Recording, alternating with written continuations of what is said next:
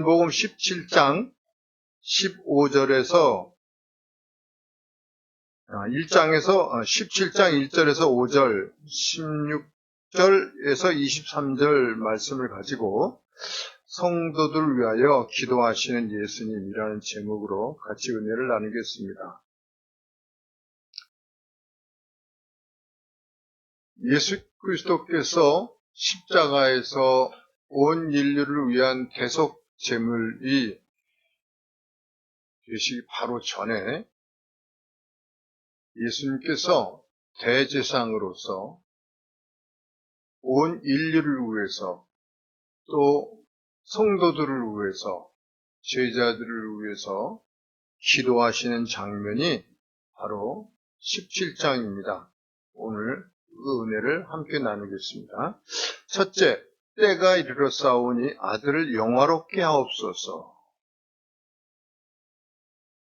예수님은 자신을 영화롭게 하시고 자신이 하나님을 영화롭게 할 수 있게 해달라고 기도하시는 것을 볼 수가 있습니다.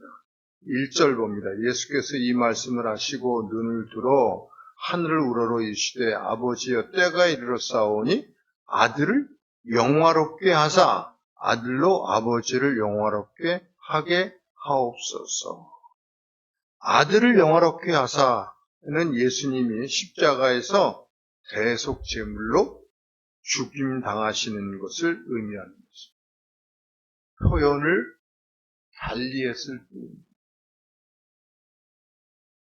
아들이 영화로움을 받게 한다 하는 것은 바로 우리 생각에는 그것이 즐겁고 평안하고 기쁨이 넘치는 거라고 생각하지만 그게 아니고 아들이 영화롭게 되는 것은 바로 십자가에서 온 인류를 위한 대속 제물이 되는 것, 그것이 아들이 영화롭게 되는 것이라는 것입니다. 요한복음 17장 4절을 보면 아버지께서 내게 하라고 주신 일을 내가 이루어 아버지를 이 세상에서 영화롭게 하였사오니 아버지께서 내게 하라고 주신 일이 있다는 것. 이 주신 일을, 이 사명을 다하기 위해서 이 땅에 예수님이 오신 것을 말씀하시는 것입니다. 온 인류를 위한 대속 제물로 십자가에서 피를 흘려 죽으시는 것이 바로 아버지께서 내게 하라고 주신 일. 그러니까 예수 그리스도가 하나님 아버지로부터 받은 사명은 뭐냐?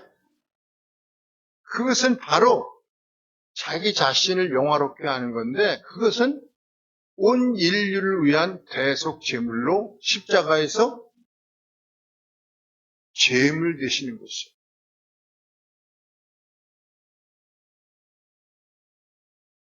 그러시면서 온 인류를 구원하는 도구가 되는 거죠. 온 인류를 구원하는 도구로서 예수님이 하나님의 뜻에 따라서 사용되는 것, 이것이 바로 하나님께서 그에게 하라고 하신 일이고 그 일이 바로 예수 그리스도가 영화롭게 되는 것이고 그것이 바로 십자가의 고난의 사건이 되는 것입니다. 예수님은 하늘의 영광 보좌를 버리시고 육신의 몸을 입으신 것입니다.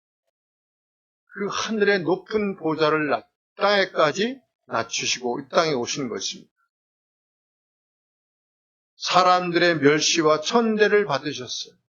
하인들이 그 얼굴에 침을 뱉어도 참으시고 당신이 지은 피조물들이 당신을 십자가에 못 박고 조롱을 해도 묵묵히 다 참으셨습니다. 온몸의 하중이 양팔과 양발에 몰려서 살이 찢어지고 뼈마디가 늘어나도 다 참으셨어요. 온몸에 피가 다 빠져서 정신이 혼미한 중에도 그 고통을 다 참으신 것입니다.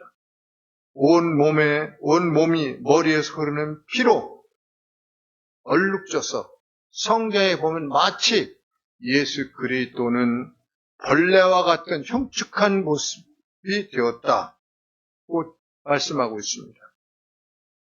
그럼에도 불구하고 예수님께서는 저들이 알지 못하여 이렇게 행합니다. 저들을 용서하여 주시고 저의 영혼을 받아 주시옵소서. 이렇게 기도하시는 것입니다. 온 인류를 위한 하나님 아버지의 구원 계획을 이루시기 위해서 십자가에서 고난을 당하시는 예수님이신 것입니다. 예수님이 기도하시며 나를 영화롭게 하소서. 이 말씀은 내가 하나님 아버지께서 주신 이 사명을 감당할 수 있도록 나에게 힘을 주세요. 그런 뜻입니다. 이 사명을 완수하게 해달라고 하나님께 기도하시는 것을 우리가 볼 수 있습니다. 우리가 이렇게 기도하는 것이 하나님이 주신 사명을 감당하게 하여 주옵소서. 우리는 각자에게 주신 사명이 있습니다. 그 사명을 감당하게 해 주옵소서. 하나님의 성전인 나, 너희가 하나님의 성전인 것을 알지 못하느냐? 성경이 그렇게 말씀하고 있습니다. 우리는 하나님의 성전이에요. 그래서 하나님의 성전인 나를 바르게 세우는 것, 이것이 내게 주신 사명이에요. 또 성전이 모여있는 가정을 바르게 세우는 이것이 바로 하나님께서 내게 주신 사명이에요. 또 공동체 성전을 바로 세우는 것입니다. 바로 교회를 바로 세워나가는 것이 내게 주신 사명이에요. 많은 사람들에게 교회를 알지 못하고 구원을 알지 못하고 예수를 알지 못하는 사람들에게 복음을 전해서 그들로 하여금 그 자신 성전을 세우고 가정인 성전을 세우고 또 공동체인 성전을 함께 세워나가게 하는 것, 이것이 바로 우리에게 주신 사명인 것입니다. 그래서 우리는 기도하는 것, 하나님 저에게 주신 이 사명을 감당하게 해 주세요. 아멘. 네. 더 큰 소리로 아멘. 네, 감사합니다. 강원희 선교사님이 지으신 히말리아의 슈바이처라는 책을 보면 선교사님은 연세의과대학을 다닐 때부터 내가 무이촌 의료 선교를 하겠다. 의사가 없는 곳에 가서 내가 자비량으로 선교하면서 저들을 고쳐야겠다. 그런 거룩한 꿈을 가지게 되었습니다. 그래서 그가 의과대학을 졸업하고 처음으로 사역을 시작한 곳이 강원도 고성이었습니다. 그때 당시에 거기에는 병원이 없었어요. 그래서 정미소 방앗간을 빌려가지고 한 구석에서 병원을 시작했습니다. 병원이 활발하게 잘 돌아가고 있는데 하루는 이제 고인이 되셨지만은 그때 영락교회 담임 목사이신 한경직 목사님이 방문하셔가지고 자네 선교사로 나가지 않겠나? 그런 말씀을 하시는 거예요. 본인이 늘 어렵고 힘들고 가난한 곳에 가서 내가 섬기겠다고 한 그것을 한경직 목사님 통해서 응답을 주시는 거라고 생각하고 네, 제가 하겠습니다. 그렇게 대답을 하고 성업 중이던 그 병원을 닫고 네팔로 선교사로 떠나는 것입니다. 그때가 49세예요. 네팔에서 10년 동안 섬기고 치료해주고 방글라데시에서 4년, 스리랑카에서 4년, 에티오피아에서 7년, 약 30년 동안을 가장 가난하고 병들고 헐벗고 굶주린 자들에게 사랑으로 섬긴 것입니다. 때로는 너무 힘들어서 하나님 저를 데려가세요 라고 기도도 했고 또 현지인들에게 맞아 죽을 뻔하기도 했지만 그런 뒤들을 돌아보면서 저의 인생은 행복한 인생이었습니다. 저에게 하나님께서 지칠 때마다 샘솟듯 독수리 날개치는 그런 힘을 더해주셔서 여기까지 오게 되었습니다. 하나님이 오시는 그날까지 제가 이 삶을 살기를 원합니다. 살아도 천국이고 또 부르셔서 가면 그곳이 또 천국인 것이니 얼마나 감사합니까? 그렇게 말씀하신 것입니다. 우리가 주의 뜻에 순종하여 주의 영광을 위하여 우리 소중한 것을 드리며 성전을 세우기 위해서 살아갈 때 우리의 삶이 영화롭게 되는 것입니다. 성전을 세우는 그 사명을 감당하게 해달라고 우리가 기도하는 것입니다. 내 자신이 성전이요, 내 가정이 성전이요, 교회가 성전입니다. 이 공동체를 세우게 해달라고 기도하시는 저와 여러분들이 되시기를 축원합니다. 둘째로 우리가 살펴볼 것은 하나 되게 하소서입니다. 요한복음 17장 21절 보면 아버지여 아버지께서 내 안에 내가 아버지 안에 있는 것 같이 그들도 다 하나가 되어 우리 안에 있게 하사 세상으로 아버지께서 나를 보내신 것을 믿게 하옵소서.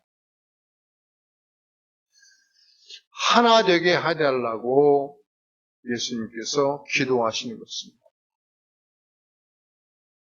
모든 교회가 하나가 되고 교회 안에 모든 성도들이 하나가 되고 우주의 교회가 하나가 되고 이렇게 해달라고 주님께서 기도를 하시는 것입니다. 교회는 예수님의 몸입니다. 예수님의 몸에 들어오면 예수님과 하나가 되는 것입니다.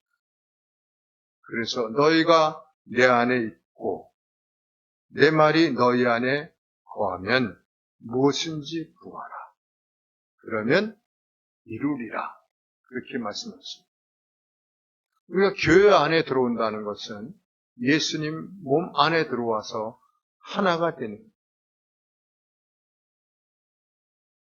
하나가 되는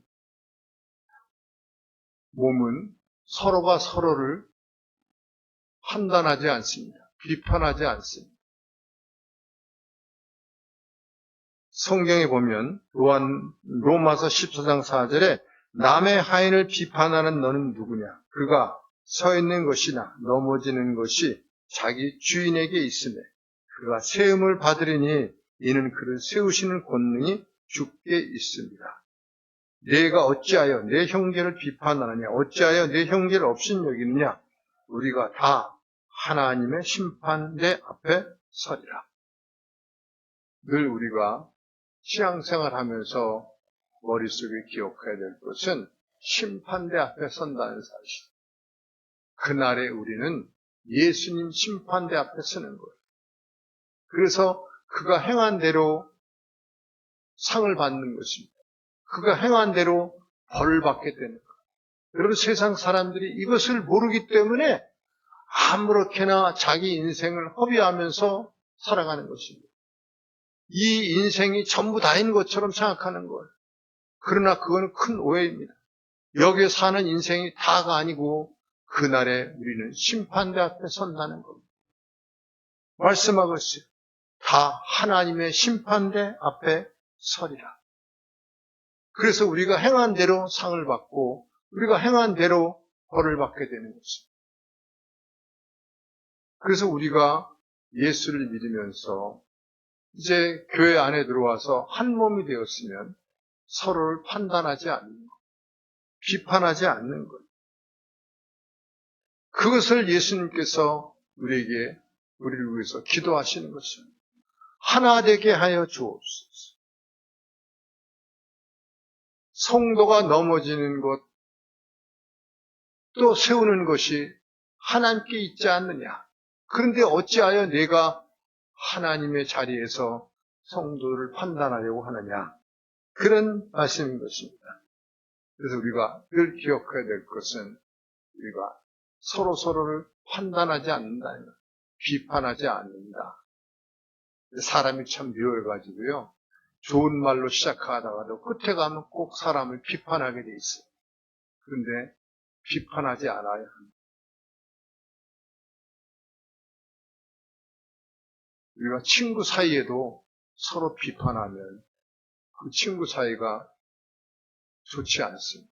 똑같이 한 몸 된 성도들끼리도 비판하고 판단하면 결코 하나님 기뻐하지 않으시는 것을 볼 수가 있습니다.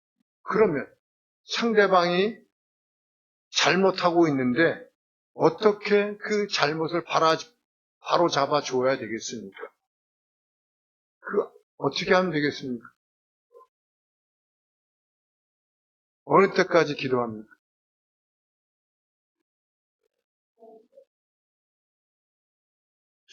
이게 참 숙제이기도 해요, 사실은. 네?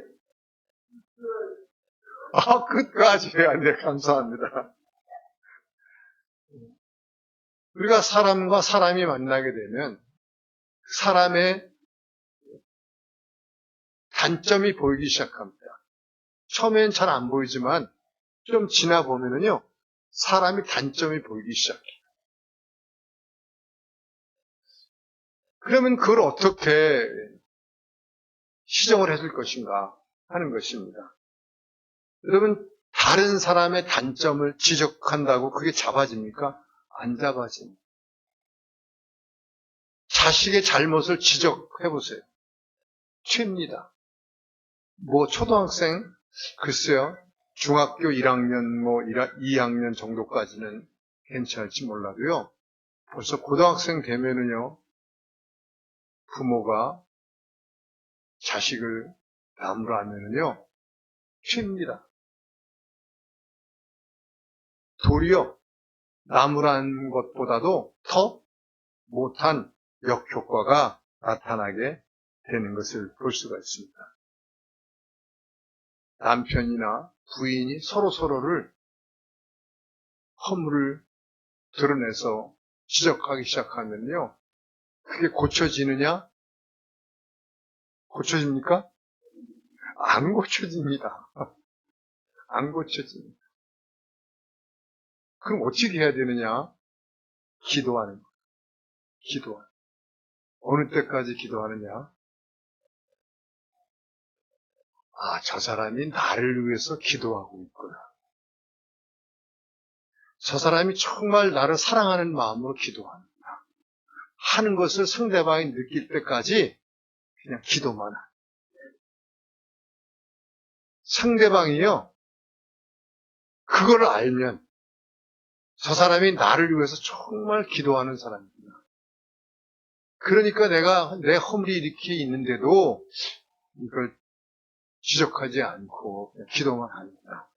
하는 것을 그 사람이 깨달으면은요, 그 사람이 변화되게 돼 있어요. 감동을 해서 변화됩니다. 좀 힘이 들고 시간이 걸리지만 예수 믿는 사람들은 거기까지 안. 내가 어떻게 고쳐보려고 애를 쓰는 게 아니고 내가 기도하면 상대방이 알아요. 그 사람이 알아요. 자기가 자기 입으로 얘기해놓고도 내가 단점이 있는데도 잘 고쳐지지 않는 걸 자기가 알아요. 그런데 기도만 상대방이 해주면 얼마나 감사하겠어요. 그거 다 알면서도 그냥 덮어주고 모른 체하고 기도하는 것을 내가 깨닫게 되면 감동을 하게 됩니다. 그러면 그 사람은 변화가 되는 것입니다. 우리는 그렇게 하는 것. 고린도전서 13장 3절을 보면 같이 읽습니다.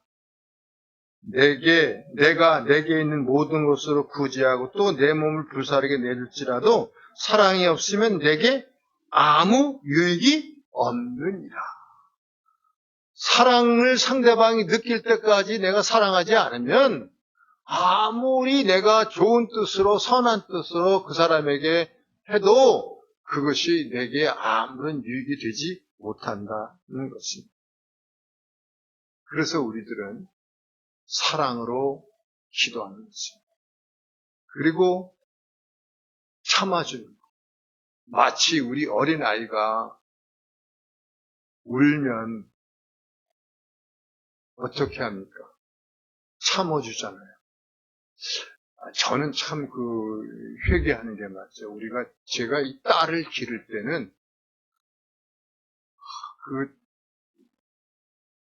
세상에 직장 생활 하느라 바빠가지고 잘 몰랐어. 근데요, 그 손녀를 기르다 보니까, 얘네들이 3년은 울더라고, 3년을. 그러니까 자다가 깨어서 울으면 끝이 없어. 제가 그래서 그거를, 내가 참 직장 생활하느라 바쁘다는 핑계로, 우리 딸들이 우는 건 내가 못 보고 살았는데, 그 손녀들을 키워보니까, 밤새도록 우는 거, 잠을 잘 수가 없어.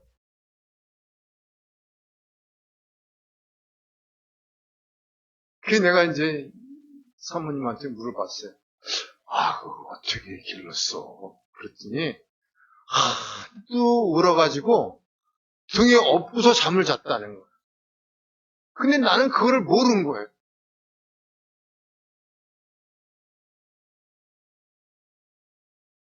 3년이 좀 지나니까 좀 덜 울더라.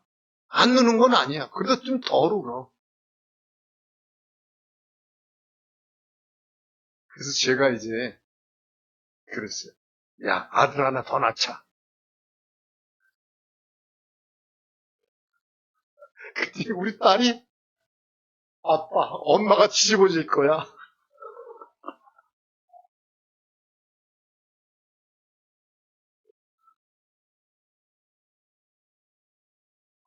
정말 그렇지 않아요. 그러니까 그거를 참아주고 기다려주고 그러는 거죠. 그 내가 어떤 아버지가 그 아들을 마당에다 던져버렸어요. 옛날 얘기죠. 너무 시끄럽게 운다고. 밤에 잠을 안 자고 우니까 마당에다 집어 던져버렸어요. 근데 그 아들이 곱추가 됐어요. 등뼈가 부러져가지고. 근데 그 곱추 아들이 나중에 판사가 됐어요. 근데 그 아들이 말이 이거였어요. 아버지가 나를 마당에 집어 던져가지고 내가 곱추가 된 게 하나님의 은혜다. 그러는 거예요. 아니, 무슨 하나님의 은혜의 원수지. 근데 이렇게 얘기하는 거였어요. 내가 곱추가 됐기 때문에 다른 사람들하고 섞여서 내가 놀지 않고 공부만 했단 말이야. 그래서 공부만 했기 때문에 내가 판사가 된 것이다. 이렇게 감사하다는 거예요. 또 그런 감사도 있더라고요. 얼마나 그 아버지 고충이 컸으면 그렇게 했을까 하는 생각도 해봅니다. 그러나 대다수의 부모들은 다 참아주고 품어주고 기다려주고 하는 거죠. 그렇습니다. 우리가 주님으로 고백한다면 우리가 주님의 사랑을 깨달은 사람이라면 참아주는 거죠. 인내하는 것입니다.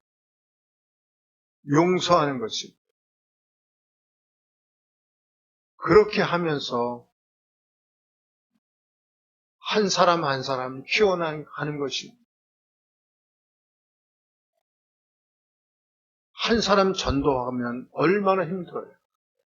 근데 한 사람이 들어와서 성자에 가는 것을 보면 참 고맙기도 하지만 많은 성도님들의 관심과 기도로서 한 영혼이 커가게 되는 것입니다. 그래서 교회 안에서는 늘 사랑으로 품어주고 또 기다려주는 것입니다. 하나 되기 위해서 우리가 애쓰는 겁니다. 그럴 때 여러분, 하나님의 나라가 든든히 세워져 가는 것입니다. 하나님의 성소가 세워져 가는 것을 믿습니다. 교회에 기쁨이 넘치게 되는 것을 믿습니다. 우리가 이 일을 위해서 늘 기도하고 행하는 것입니다. 셋째로, 저들이 영광 나라에 나와 함께 있게 하옵소서. 요한복음 17장 24절을 보면 아버지여 내게 주신 자도 나 있는 곳에 나와 함께 있어 아버지께서 창세전부터 나를 사랑하심으로 내게 주신 나의 영광을 그들로 보게 하시기를 원하옵나이다. 나 있는 곳은 바로 하나님 나라를 의미합니다. 예수님이 계신 하나님 나라에 저들도 함께 있게 하여 주옵소서. 예수님의 가장 큰 소원이 뭐냐? 바로 이것입니다. 저들도 나와 함께 그곳에 있게 하여 주옵소서. 저들이 내 안에, 내가 저들 안에 하나가 되고 하나가 되어서 하나님 우편에서 그곳에서 하나님을 찬양하는 그 자리에 함께 있게 하여 주옵소서. 이게 예수님의 가장 큰 소원 중에 하나였어요. 이것이 어쩌면 예수 그리스도께서 이 땅에 육신으로 오신 목적이 되는 것입니다. 우리들이 하나님 나라에 들어가서 하나님을 찬양하며 그 삶을 살아간다. 우리들의 목표도 사실은 거기에 있어야 되는 것입니다.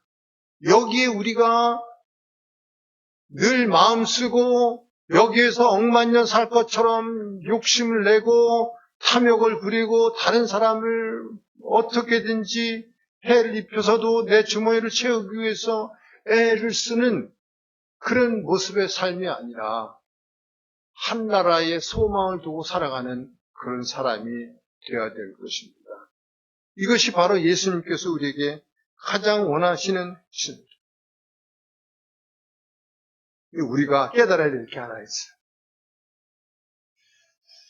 그것은 하나님 나라의 삶이라는 것은 그날만 시작하는 게 아니고 이미 이 땅에서 시작돼야 된다는 것입니다.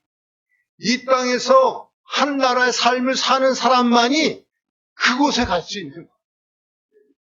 이곳에서 아무렇게나 사는 사람은 그곳에 갈 수가 없어요. 하나님과 함께 영화로움을 그것에 누릴 수가 없게 되는 거예요. 우리가 이 땅에 살면서 하나님 나라의 삶, 천국의 삶을 살아가야 그 나라에 우리가 들어갈 수 있게 되는 것을 알아야 합니다. 세상 사람들은 이것을 몰라요. 하나님 나라는 그날에 시작되는 게 아니라 이미 여기서 시작되는 것입니다. 우리는 예수 믿는 사람들은 이미 하나님 나라를 이곳에서 이미 살아가고 있는 사람들. 그래서 우리들을 세상 사람들과는 구별된 무리들이다. 거룩한 무리다. 그래서 우리를 성도라고 합니다. 거룩할 성자에 무리 도자를 써서 거룩한 무리라고 하는 것입니다. 우리들은 이 땅에서 이미 세상과는 구별된 거룩한 무리가 되는 것입니다. 요한복음 17장 17절을 보면 그들을 진리로 거룩하게 하옵소서. 아버지 말씀은 진리입니다. 하나님의 말씀을 받아들인 사람은 이미 그 진리의 말씀으로 거룩하게 된다는 거예요. 우리는 세상 사람들과는 다른 사람들이라는 것을 늘 염두에 두고 살아가야 돼요. 그렇기 때문에 세상 사람들이 아무리 좋아서 하는 일을 할지라도 우리들은 하지 않아도 해야 되는 것이죠.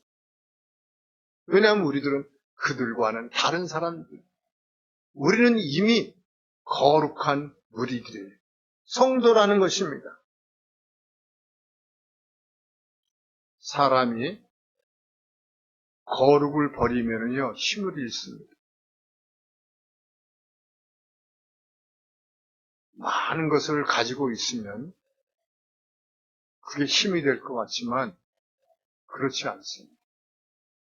사람이 죄를 지으면요 늘 두려움 앞에 있어요. 마음에 두려움이 있다. 전화만 울려도 두려워져요. 혹시 그런 생각을 하기 때문에. 그러나 여러분, 거룩한 삶을 사는 사람은 두려워하지 않아요. 도리어 힘이 있어요.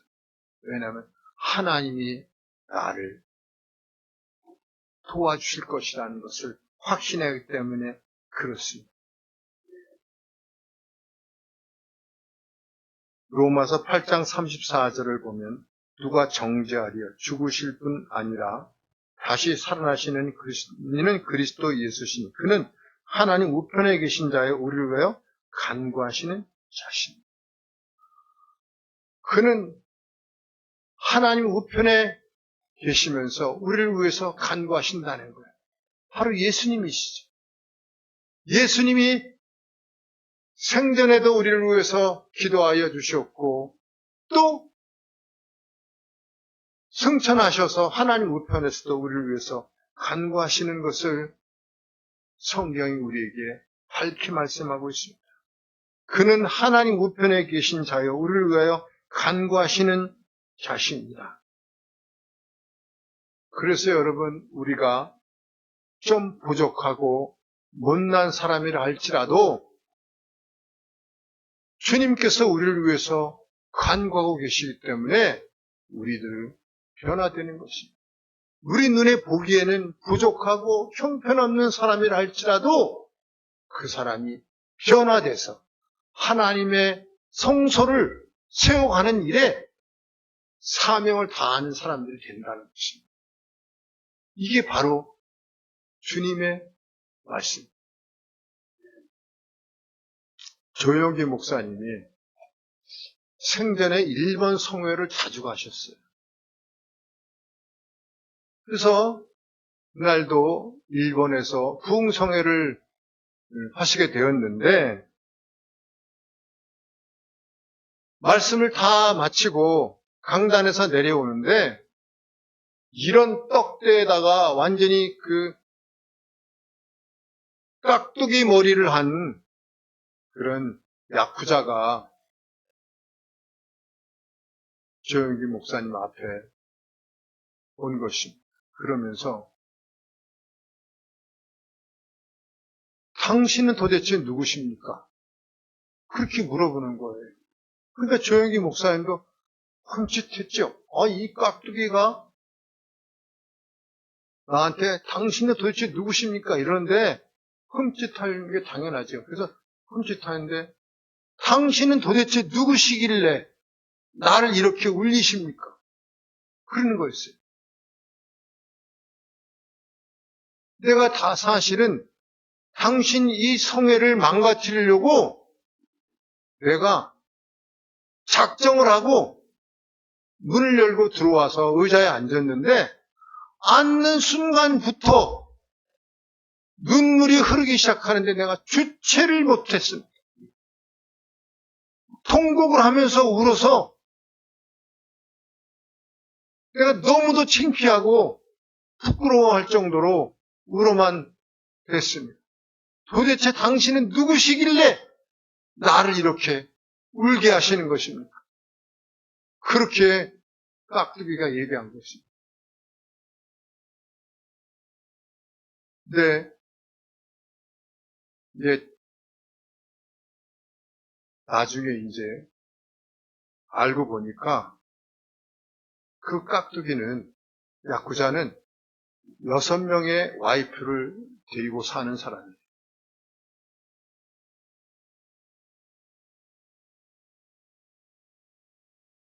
근데 한 와이프가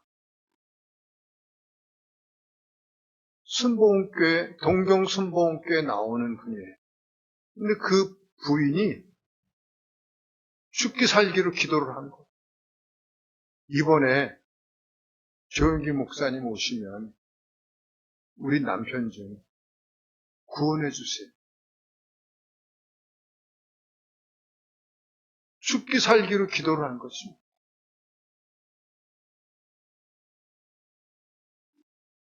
하나님께서 그 기도를 들어주신 거죠. 그래서 이제 조영기 목사님하고 만남이 이루어지고,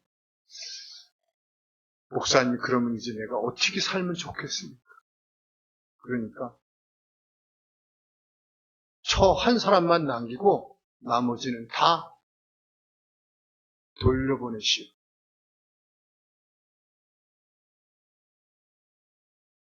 그러니까 이 사람이 정말 저 한 사람만 남기고 나머지는 다 돌려보냈어요. 살 수 있을 만큼 넉넉하게 다 해서 다 돌려보내준 거예요. 그리고 이 사람이 이제 예수를 믿기 시작하는데 얼마나 예수를 잘 믿어요. 그 교회에 중직이 돼가지고 그 교회를 세워가는 일에 힘을 쓰게 된 것입니다. 여러분, 야쿠자같이 정말 험난한 세상을 사는 사람도 변화시켜 주시는 것입니다. 그리고 그 영광 나라에 함께 들어가게 하시는 것을 믿으시기를 축원합니다. 우리 눈에는 부족한 것 같고 못난 것 같지만 우리가 참아주고 또 기도하고 참아주고 사랑으로 보살피고 긍휼히 여기고 이렇게 하면 하나님께서 변화시키시는, 그리고 그 사람을 성소를 세우는 사람으로 변화시켜 주시는 것을 믿습니다. 히브리서 12장 14절을 보면 모든 사람과 더불어 화평함과 거룩함을 따르라. 이것이 없이는 아무도 주를 보지 못하리라. 우리에게 거룩함이 없으면 아무도 주를 보지 못한다는 것입니다. 이 거룩은 여기서부터 시작하는 것입니다. 이 땅에서 시작하고 그것이 하나님 나라에까지 계속해서 이어져 가는 것입니다. 우리들은 이미 이 일을 시작한 사람들이에요. 거룩한 우리들입니다. 세상 사람들과는 다르게 사는 것입니다. 세상 사람들을 너무 부러워하지 마세요. 내가 너무 초라하다고 자학하지 마세요. 우리는 놀라운 것을 가지고 살아가는 사람들. 놀라우신 하나님이 우리와 함께 하시고 놀라운 일들을 우리 가운데 이루어주실 그 하나님이 내 손을 잡고 하시는 것을 믿으시기를 축원합니다. 하나님 아버지 감사합니다. 오늘도 우리가 이 은혜를 깨닫고 살아가기를 원합니다. 주님, 우리로 하여금 모두가 그 영광의 자리에 들어가게 하여 주옵소서. 예수님 이름으로 기도합니다.